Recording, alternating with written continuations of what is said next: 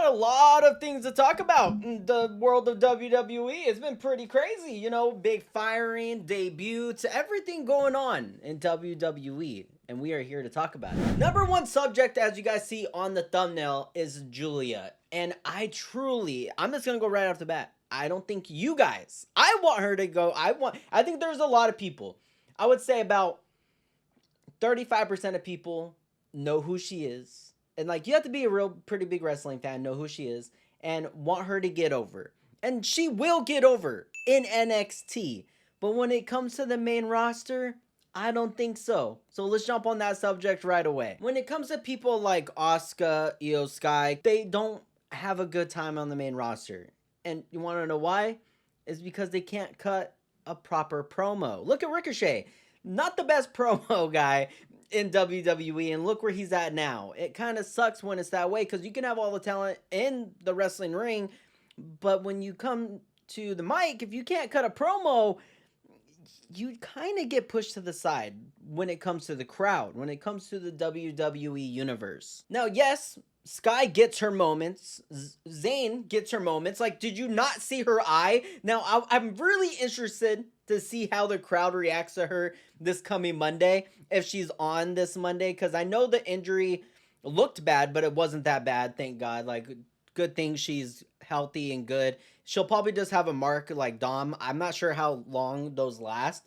Hers looked, wow.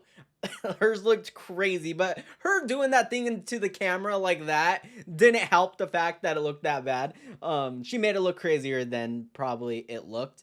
And then she was wiping the blood all over her face, which was just awesome. But back to the point is, I want to see how the crowd reacts when she comes out. The aura. Because that's how Becky Lynch got her big start. Yes, Becky Lynch knew how to work the mic. But when it came to the blood, if you work the blood into your scene, into your part, the crowd loves that shit. We eat it up. But Giulia, she has the talent to be that person, to be the next big star in WWE. For sure, NXT, she will be NXT champion in Chicago when their match happens between her and Roxanne Perez. I truly think she will be champion. And Roxanne Perez, I think this is her moment. She'll get a rematch, and that will be her moment to go to the main roster. But now after NXT is what we got to worry about. Giulia is only 30. She's still very young. I see her maybe doing a 4-year run, 5-year run in WWE. I don't see her pulling an Asuka. Asuka's been in WWE for a very long time.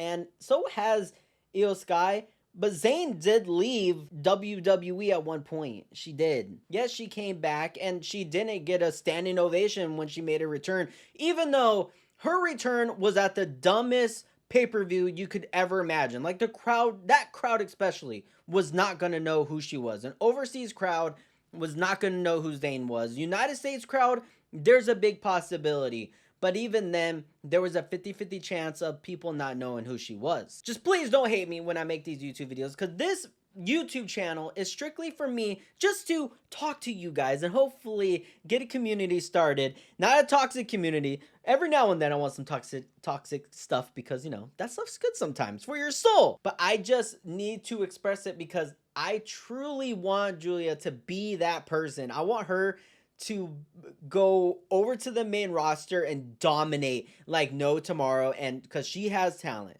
She does. I don't want the promos to hold her back, and I think they will. I truly think they will, which sucks. I don't think she'll be the star that we all think she will be. Us people that actually know who she is and are excited to see her debut. And her beating Roxanne Perez, I do think is a great idea, in my opinion. And it pushes Roxanne Perez to a different audience, and it could push Roxanne Perez to the main roster, which I do think it's time. Like, she is still very young. She could stay on NXT for another year or two because of her age, but I do think it's just time to put her on the main roster and put her over. Now, Mr. Jones! Wow, I did not expect the news from yesterday. WWE firing Mr. Jones, and we all thought it was part of a gimmick. We really did. My voice was cracked there, but I thought it was part of the Xavier Woods gimmick. Who knows? It might be, but from everything on the internet, and I don't trust Dave. Mr. Dave can to go away. Just go. From all the news, this dude really did get fired for violence. And I don't want to talk about what he's accused of or anything that's happening, but it's just crazy to see that this guy was on WWE, finally getting pushed for the last 2 weeks, and just gone. Just all of a sudden disappears, gone, not in a story. So now we have Kofi Kingston and Xavier Woods in a story that we have no idea what to do with.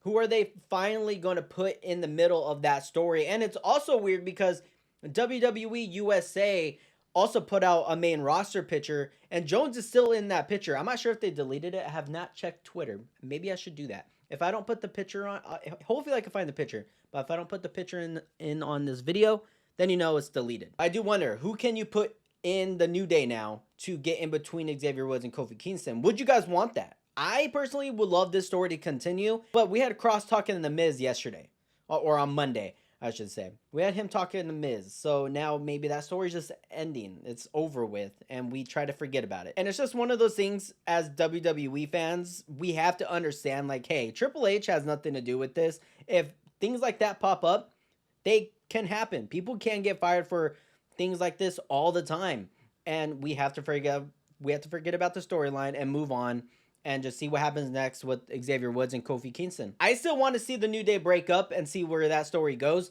or just them have some tension. There's something different for the New Day, something new I would like to see from Kofi and Xavier Woods, because Xavier Woods' triple threat match, the dude popped off. He looked amazing. I would really like to see a solo run from Xavier Woods. New announcer on Monday. Also, we got to talk about him. Mr. Joe, I thought he did pretty good. Yes, he made some mistakes, some things that are pretty obvious to know, but there's no honest mistakes. This dude was an announcer in sports, not WWE. He's not keeping up with WWE every single week. So him messing up on some things, not knowing some things, was very logical and very okay. But his voice, gold. I thought it was great, amazing. Obviously, he's not going to match the energy of Pat McAfee, but a lot of you guys, come to find out, don't like the energy of Pat McAfee. They don't want someone dancing on the tables and throwing that energy out there. They just want an announcer with the voice of gold and just that talk straight up about what's happening inside the ring.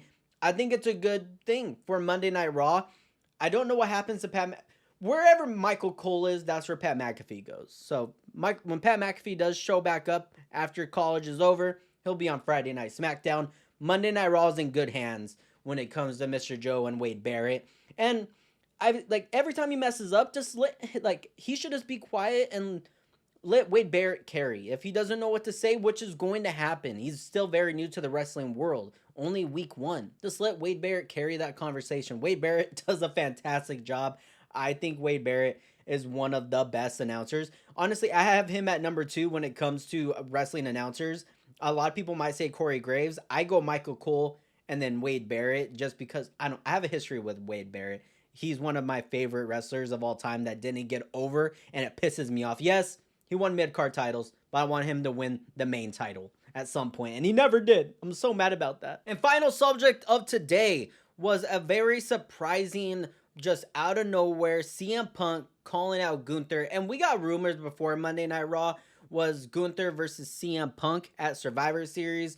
It sucks that announcement came out because now you have Sami Zayn in the picture and you kind of already know, like, okay, Gunther might just dominate Sami Zayn at this point. I feel like you can't have back-to-back pay-per-views or back-to-back matches of Gunther just getting dominated and then all of a sudden just winning.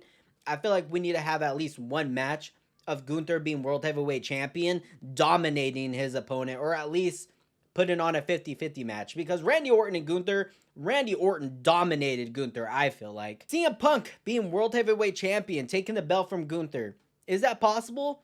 In my opinion, absolutely not. It shouldn't be possible. I love CM Punk. I'm a huge CM Punk fan.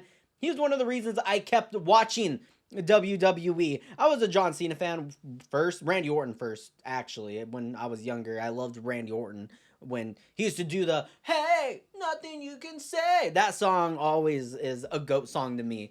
I just loved it. And the little sparkles coming down, I loved it. But CM Punk is still one of my favorites of all time, and I don't even think it's okay for him to take the belt off of Gunther. I don't know how that match would go. That would be a very physical match for CM Punk and his body. But hey, he looked very good this last pay-per-view. at Bash in Berlin, and I would be okay with it. It would be a pretty good match. And Gunther could really dig into his history and just really butcher CM Punk on the mic, and CM Punk would, you know, do CM Punk things on the mic, and I would absolutely love that rivalry leading up to Survivor Series. I'm not going to cut that out. I make mistakes. I'm human. But Survivor Series, CM Punk, Gunther, Bloodline, Civil War. Oh my gosh. Cody Rhodes, I don't know where he lands. That's for a future video down the road. But CM Punk, future champion, I need to see it. But him taking the belt off of Seth Rollins, not Gunther, I think. What's your favorite part of Monday Night Raw? And what are you guys looking forward to for the future of the WWE pay-per-view Bad Blood? If you guys haven't seen my video of me predicting the matches, it'll be right here.